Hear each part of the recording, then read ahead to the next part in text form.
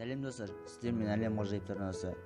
Достар, сіздерге iPhone, iPad немесе iPod дегенде істелген алма логотипі және оны сатып алуға асығатын шығарсыздар. Ал ендеше достар, біз бүгін Apple компаниясының тарихы туралы айтатын боламыз. Apple компаниясын Стив Джобс, Стив Возняков салған. Возняков өзі құрастырып шыққан компьютер алғаш рет көпшілікке компьютер клубында көрсетілген.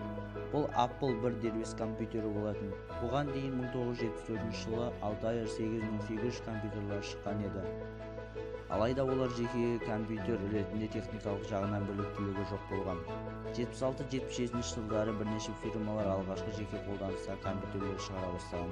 Ал ендеше Apple компаниясының логотипіне келетін болсақ, Apple'дың ең бірінші логотипін ойын шығарған. Бұл Исаак Ньютонның алма ағашының астында отырған бейнесі болған. Кейін Рофджанов бір жағы тістелген кемпірқосақ түстес алманың суретін ұсынып, ол 1976 жылдан 1998 жылға дейін қолданған.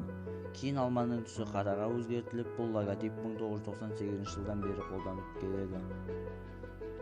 Apple компаниясын негізі Стив Джобс шығарған.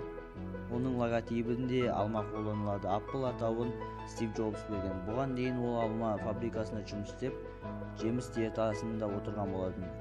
Стив Джобс бұл сөзді құлаққа жағымды естіледі деп санаған. Сонымен қатар фирманың атауы Майкрофт. Ақша сатылатын алма түрі Стив Джобс келгенге дейін Майкрофт жобасының жетекшісі Джефф Раскиннің сүйікті алма түрі болатын.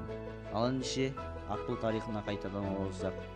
Джонас Скалли компания президентіне Стив Джобс Джонас Скалли шақырады. Алайда Джобс пен Скаллидің қарым-қатынастары жақсы болмайды.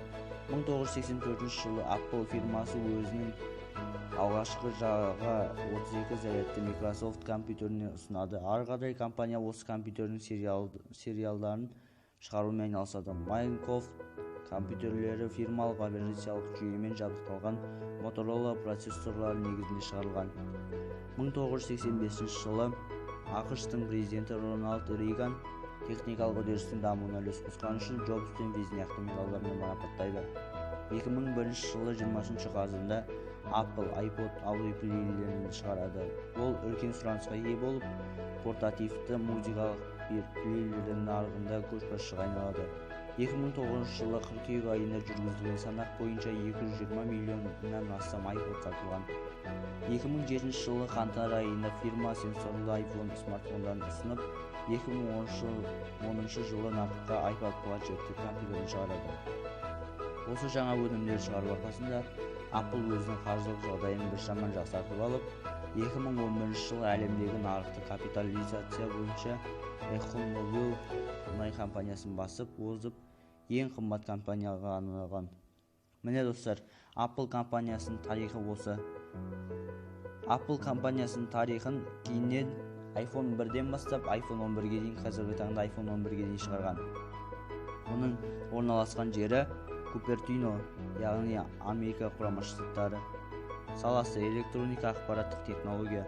Оның Apple компаниясының өнімдері дербес компьютер, планшет, ұялы телефон, аудиоплейлер.